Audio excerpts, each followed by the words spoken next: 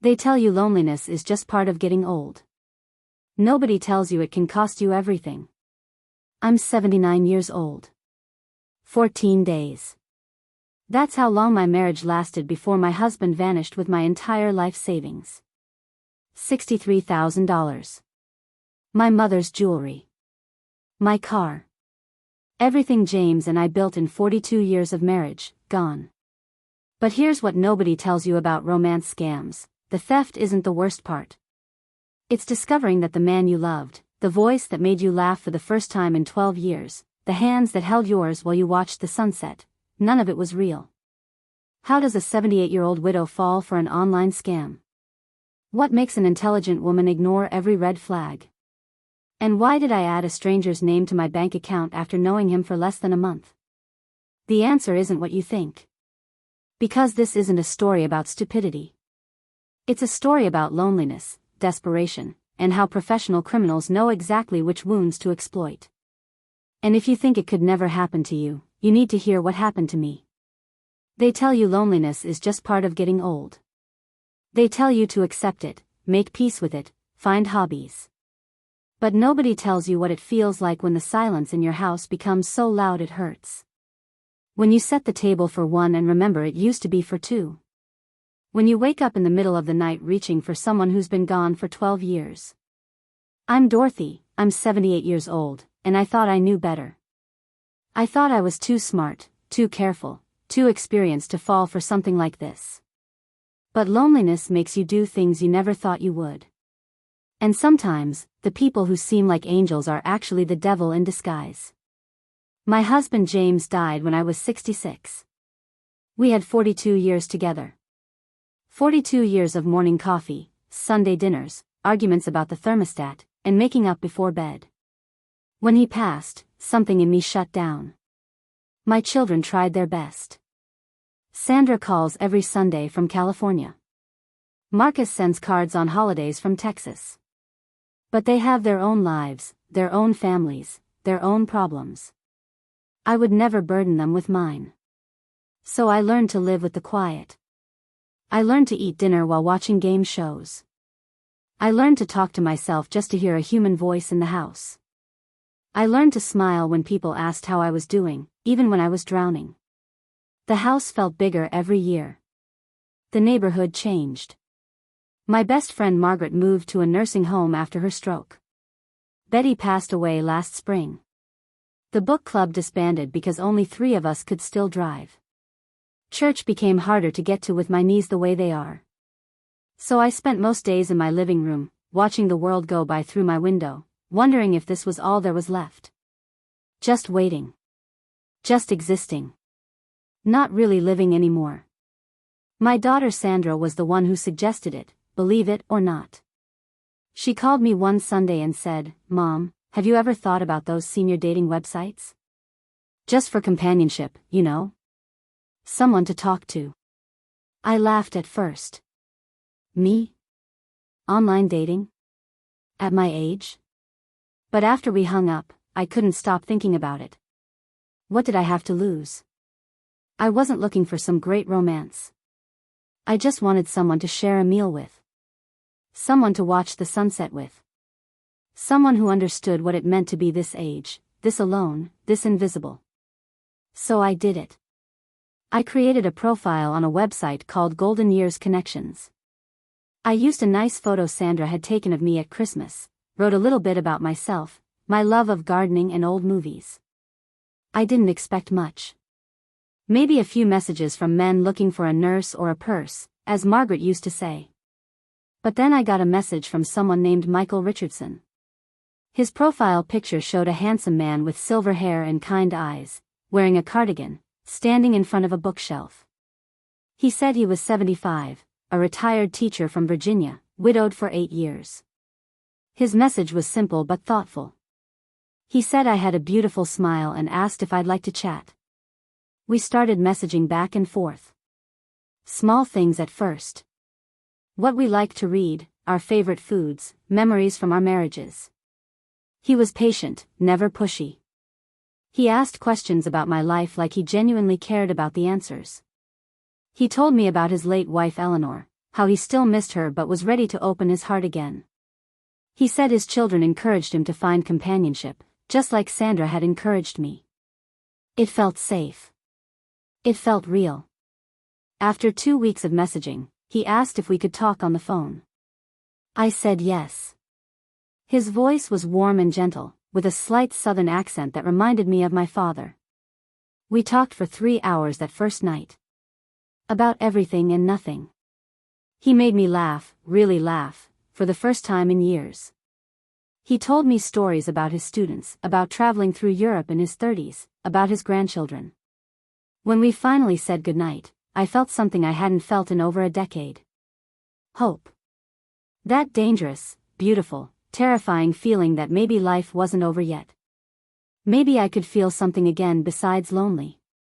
We talked every single day after that. Sometimes twice a day. Phone calls became video calls. I got to see his whole face light up when he smiled. He always looked so put together, so kind. He'd show me his garden, his cat, the books he was reading. I'd show him my knitting projects, the flowers blooming in my backyard. He started calling me Dottie, a nickname only James had used. At first it bothered me, but then it felt sweet. Like he was trying to know me in a deeper way. Like he was paying attention to the little details that made me who I was. After 3 weeks, he said something that caught me off guard. Dorothy, I know this might sound crazy, but I feel like I've known you my whole life. I think about you all the time. I go to bed thinking about your voice, and I wake up wanting to hear it again. I'm too old to play games or waste time. Would you be willing to meet me in person? I could drive down to you. I could stay at a hotel nearby, and we could have dinner, spend some time together face to face. No pressure, no expectations. I just need to see if this feeling is real. My heart hammered in my chest. Part of me screamed that this was too fast, too much, too dangerous. But another part of me, the part that had been silent and alone for so long, whispered that maybe this was my second chance. Maybe God was giving me one more shot at happiness before it was too late. I told him yes. I told him I wanted to meet him too. If you've ever felt that kind of loneliness, that ache that never goes away, write in the comments. I want you to know you're not alone.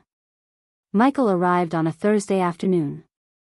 I spent the entire morning getting ready, changing my outfit 4 times, fixing my hair until my arms hurt. When his car pulled into my driveway, my hands were shaking. I watched him step out, tall and handsome, holding a bouquet of yellow roses. Yellow roses were my favorite. I had mentioned that once in passing during one of our conversations. He remembered. That detail meant everything to me. It meant he listened. It meant he cared. He walked up to my door and knocked gently. When I opened it, he smiled that warm smile I'd seen on video calls, but this time it was real, right in front of me, 3-dimensional and solid. Dorothy, he said softly. You're even more beautiful in person. I invited him in, offered him coffee, tried not to notice how my hands trembled as I poured. We sat in my living room, the same room where I'd spent so many lonely nights, and suddenly it felt alive again. He complimented my home, admired my photo wall with pictures of my children and grandchildren, asked thoughtful questions about each person. We talked for hours. He told me more about his life, his struggles after losing his wife, his decision to retire early because teaching wasn't the same anymore. He said he'd been looking for someone like me for years, someone genuine and kind, someone who understood loss and resilience. When evening came, he suggested we go to dinner at a local restaurant. He drove, opened doors for me, pulled out my chair. He was everything a gentleman should be. Everything James used to be. Over candlelight and pasta, he reached across the table and took my hand. Dorothy, I meant what I said. I'm not interested in wasting time. I want to spend whatever years I have left with someone special. And I believe that someone is you. My logical brain tried to pump the brakes. We'd only known each other for a few weeks. We'd only met in person today. But my heart, my lonely, desperate, hopeful heart, drowned out that logical voice. Here was a man who wanted me. Who saw me. Who didn't treat me like I was invisible or disposable. How could I say no to that? How could I walk away from this gift? He stayed at a hotel that night but came back the next morning with breakfast. Bagels and cream cheese, fresh fruit, orange juice. We spent the day together, walking through the park despite my bad knees, sitting on a bench feeding ducks, talking about memories and dreams. He told me he didn't want to leave. He asked if he could stay a few more days, maybe a week. Of course I said yes. He checked out of his hotel and moved into my guest room. It felt natural, comfortable. Like he belonged there. On the third day of his visit, we were sitting on my back porch watching the sunset when he said it. Dorothy, I know this sounds insane. I know people will think we've lost our minds. But I don't care what people think anymore. Life is too short. I want to marry you. I want to wake up next to you every morning. I want to grow old with you, whatever time we have left. Will you marry me? I should have said no. I should have said let's wait, let's take our time, let's be smart about this. But when you've been lonely for as long as I had, when someone offers you love and companionship and a reason to wake up in the morning, logic doesn't matter anymore. Only feeling matters. Only hope matters. I said yes. I said yes because I wanted it to be true so badly that I ignored every warning sign, every red flag, every small voice telling me to slow down. We got married at the courthouse the following week. Just us and 2 witnesses we pulled from the waiting room. I wore a blue dress I'd bought for Sandra's wedding years ago. Michael wore a suit and tie. He slipped a simple gold band on my finger and kissed me gently. You've made me the happiest man alive, Dottie, he whispered. And I believed him. God help me, I believed every word. Sandra called that evening. I told her the news, expecting her to be happy for me. Instead, there was a long silence on the other end of the line. Mom, she finally said, her voice tight with concern. You married someone you met online 6 weeks ago. You got married without telling anyone? Without us meeting him? Mom, this doesn't sound right. This sounds dangerous. Please tell me you didn't put him on your bank accounts or anything like that. But I had. Michael had suggested it a few days before the wedding. He said it would make things easier, more convenient. If something happened to one of us, the other would have access to everything. It made sense at the time. We were married, or about to be. Married people share finances. That's what James and I had done. That's what you do when you trust someone, when you build a life together. I told Sandra not to worry, that Michael was a good man, that she'd understand when she met him. But I could hear the fear in her voice when she said goodbye. And for the first time, a tiny seed of doubt planted itself in my chest. The first week of marriage was lovely. Michael cooked dinner, helped with housework, held my hand while we watched television. He was attentive and sweet.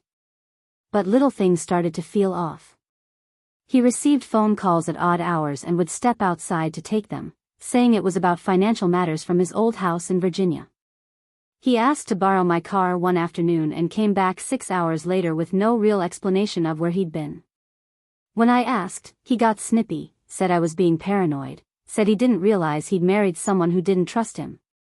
I apologized. I told him I was sorry, that I was just adjusting to having someone else in my space again. But inside, something felt wrong. The man who had been so patient and understanding during our courtship was now easily irritated, dismissive. When I mentioned it bothered me that he took calls outside, he accused me of being controlling. When I asked about his plans for the day, he said I was suffocating him. The Michael I thought I knew was disappearing, replaced by someone I didn't recognize. On day 10 of our marriage, he asked me for money. $5,000. He said he had an investment opportunity that required quick action, something about stocks that would double our money in a month.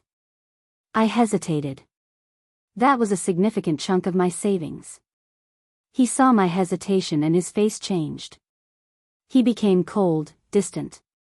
He said he couldn't believe I didn't trust him, that I was his wife now, that married people help each other. He said his late wife Eleanor would never have questioned him like this. The guilt crashed over me like a wave. Was I being unfair? Was I being paranoid? He was my husband. I transferred the money. He was sweet again after that, for a day or two. But then he asked for more. Another $3,000, this time for medical bills from a surgery he claimed he'd had before we met. Then $2,000 more for property taxes on his Virginia house. Each time I hesitated, each time he made me feel guilty for doubting him, each time I gave in because I wanted to believe I hadn't made a terrible mistake.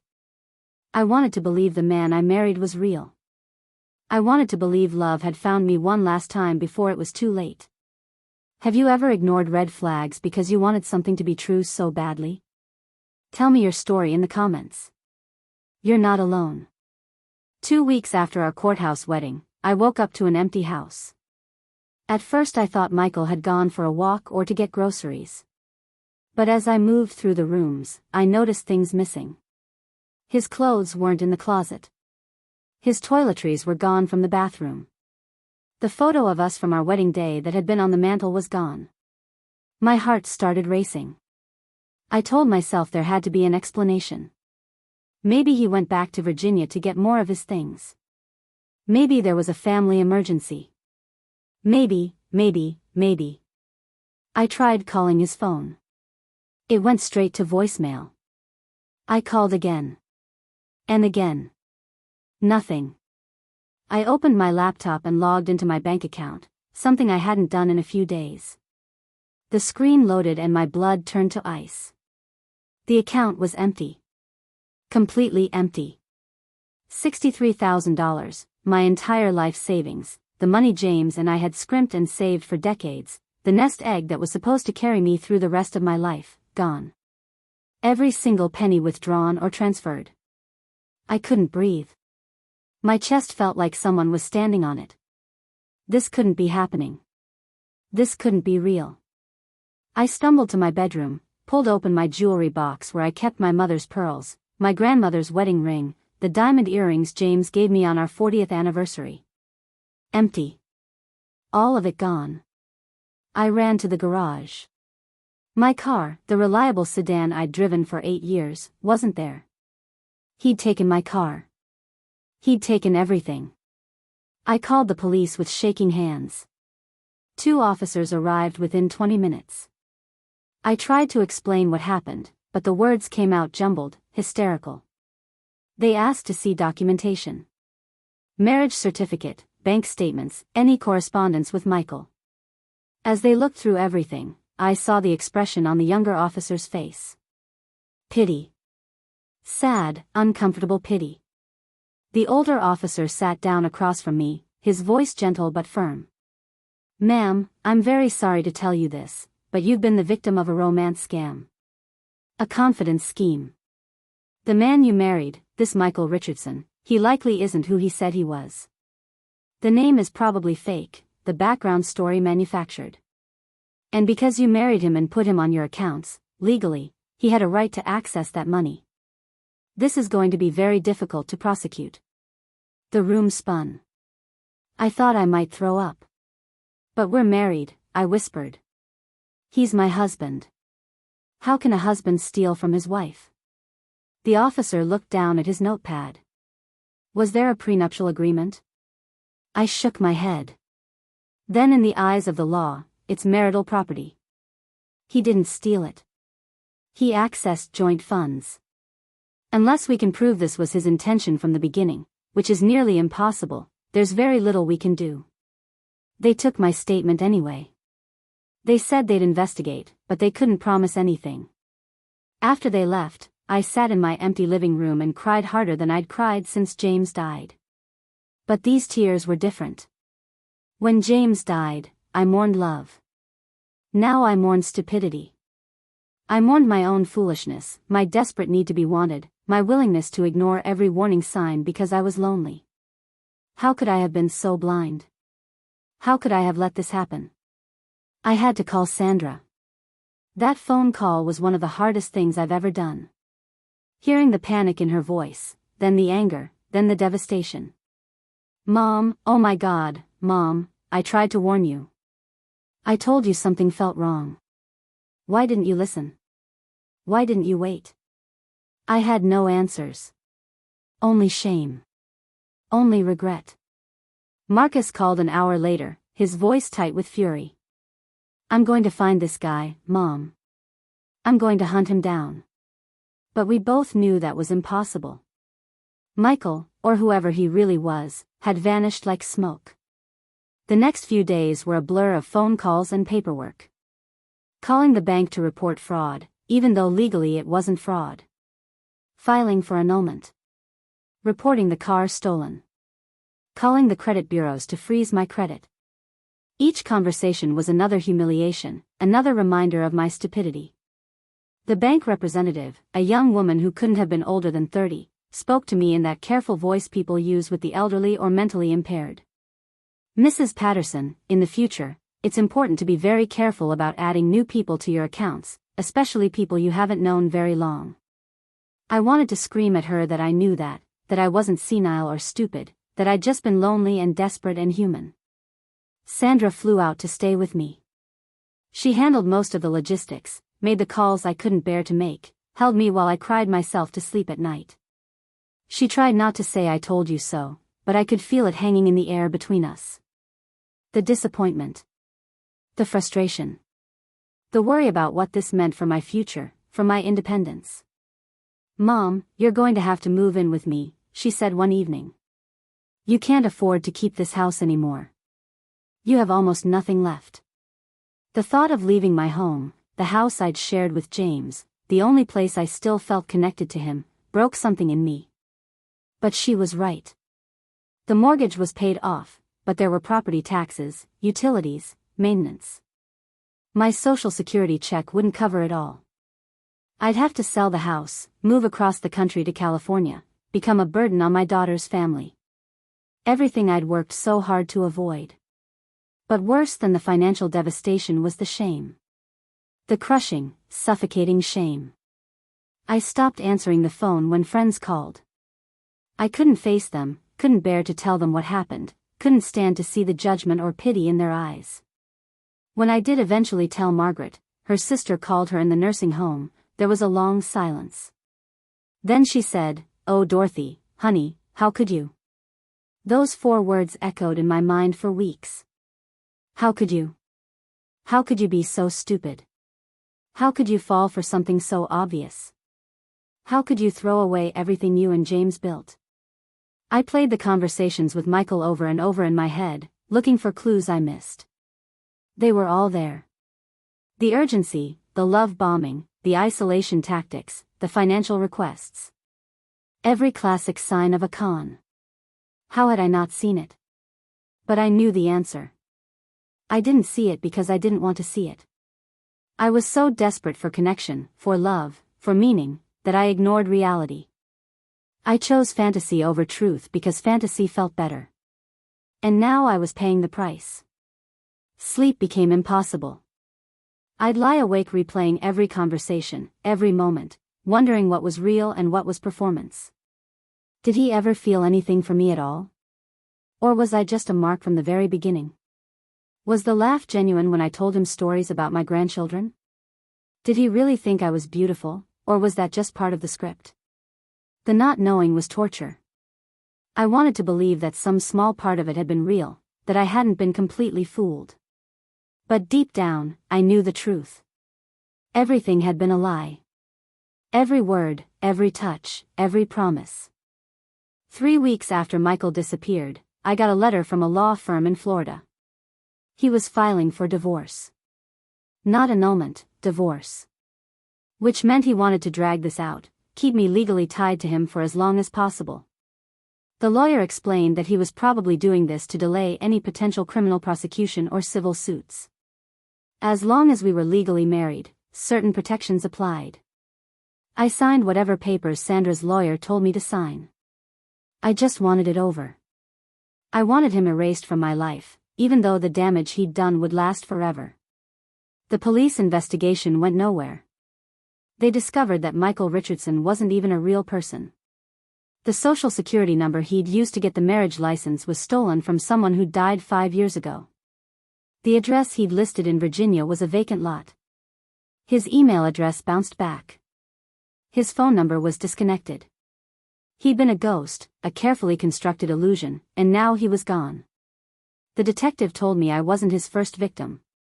There were at least 7 other women across 4 states who'd reported similar scams. Some had lost even more than I had. One woman lost her house. Another lost her business. We were all the same. Older, widowed, lonely, vulnerable. Easy targets. If you're still watching, if this story is making you think about someone in your life who might be vulnerable to something like this, please share it with them.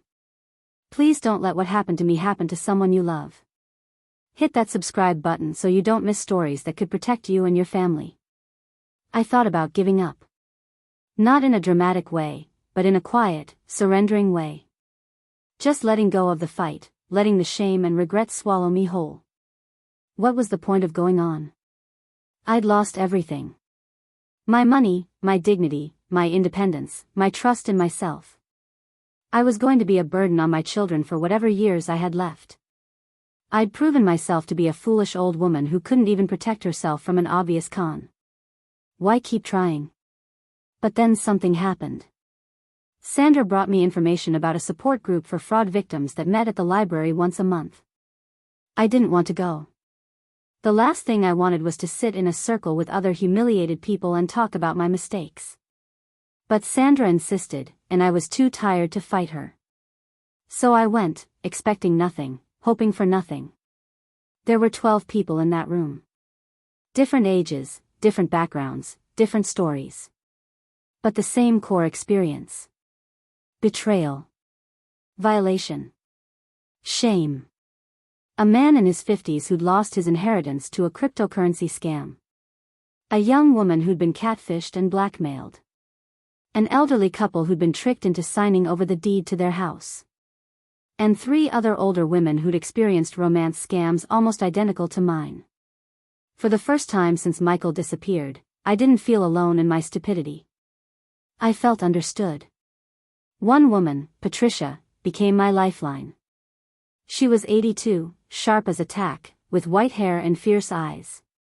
Her scammer had posed as a military officer stationed overseas. She'd sent him $40,000 over 6 months before her grandson discovered what was happening and stopped it. The shame almost killed me, she told me after the meeting. I didn't leave my house for 4 months. I thought about ending it, truly ending it. But then I got angry. I realized that shame was exactly what they want us to feel. Shame keeps us quiet.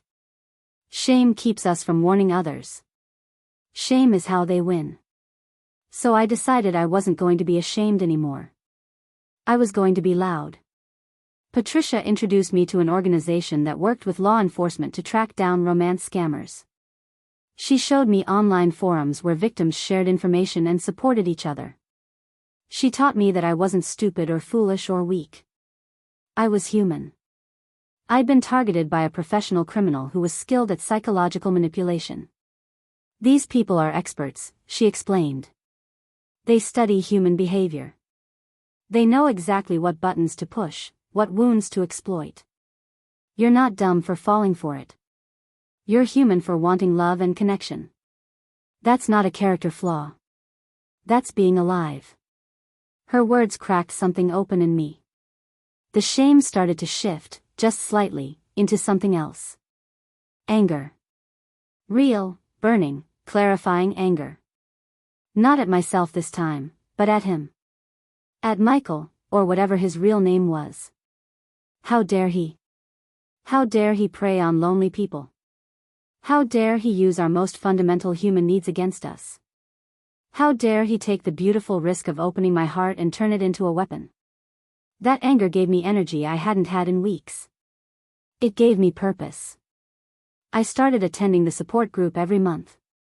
I shared my story, helped new victims who were just beginning to process what happened to them.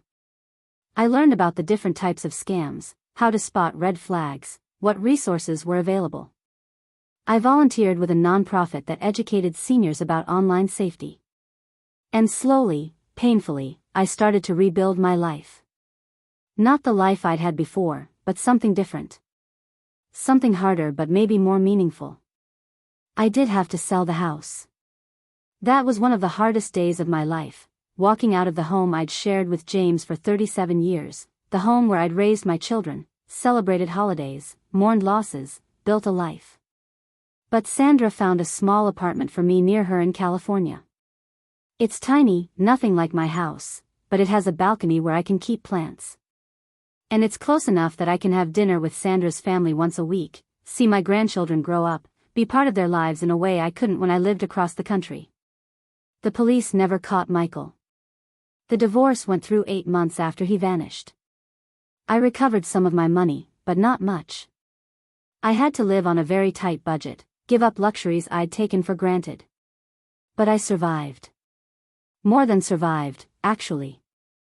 I found community in that support group. I found purpose in helping others avoid what happened to me. I found strength I didn't know I still had at 78 years old. Patricia and I started doing presentations together at senior centers and churches, warning people about romance scams. We told our stories not to shame ourselves but to educate others. At first it was terrifying, standing in front of people and admitting what had happened. But then something beautiful started occurring. After every presentation, multiple people would approach us privately and say thank you. Some admitted they were currently talking to someone online who was showing red flags. Some said they'd almost fallen for a scam but stopped just in time. Some shared their own stories of being victimized. Our vulnerability gave others permission to be vulnerable too. One woman, Grace, came up to me after a church presentation with tears streaming down her face. She was 75, widowed, lonely. She'd been talking to a man online for 3 months who just asked her to wire him money for a plane ticket to come visit her. She'd been planning to do it the next day. Our presentation stopped her. She blocked him, reported him, protected herself. That moment, seeing her relief and gratitude, healed something in me. My pain had protected someone else. My mistake had value. My shame could be transformed into service. I learned that romance scams steal more than money. They steal trust, dignity, hope. They make you doubt your own judgment, your own worth. They isolate you because shame keeps you quiet. But talking about it, sharing it, refusing to hide, that's how you take the power back. That's how you transform from victim to survivor to advocate. I'm not grateful that it happened to me, but I'm grateful for who I became because of it. I still have moments of sadness. I still have nights where I think about those conversations with Michael and feel the sting of betrayal all over again. I still wonder sometimes what it would have been like if he'd been real, if the love I felt had been reciprocated, if my second chance at happiness had been genuine. But then I remember that the happiness I felt with him was based on a lie. It was never real. And real happiness, sustainable happiness, can't be built on fantasy. It has to be built on truth. The truth is I'm 79 now. I live in a small apartment with a balcony garden. I volunteer twice a week. I have dinner with my daughter's family every Sunday. I attend my support group faithfully. I've made new friends, women my age who understand loss and resilience and the complicated business of growing old. I'm not wealthy anymore, but I have enough. I'm not in a romantic relationship, and honestly, I don't want one. Not because I'm bitter, but because I've learned that I'm enough on my own. My worth doesn't depend on someone else wanting me. My life has value whether I'm partnered or not. I forgave myself eventually. That was the hardest part. Forgiving myself for ignoring the warnings, for being so desperate for love that I abandoned common sense, for losing everything James and I built together. But Patricia helped me understand that self-forgiveness isn't weakness. It's necessary. It's how you move forward. You can't hate yourself into healing, she told me. You have to love yourself through it. So I practiced. Every time the shame tried to take over, I reminded myself that I was human, that I was targeted by a professional criminal, that wanting love and connection isn't a character flaw. James used to say that our mistakes don't define us, our responses to those mistakes do. I think he'd be proud of how I responded to this one. Not with hiding or giving up, but with getting back up, doing the work, helping others. I think he'd be proud that I turned my pain into purpose. I think he'd be proud that I'm still here, still fighting, still believing that life has meaning even when it's hard. If you made it this far, thank you for listening to my story. I know it wasn't easy to hear. But I need you to understand something important. If you're lonely, if you're vulnerable, if you're looking for connection, please be careful. Please protect yourself. Please don't make the same mistakes I did. And if you have elderly parents or grandparents who are alone, please check on them. Please talk to them about these scams. Please make sure they know they're loved and valued so they're less vulnerable to predators who know exactly how to exploit loneliness.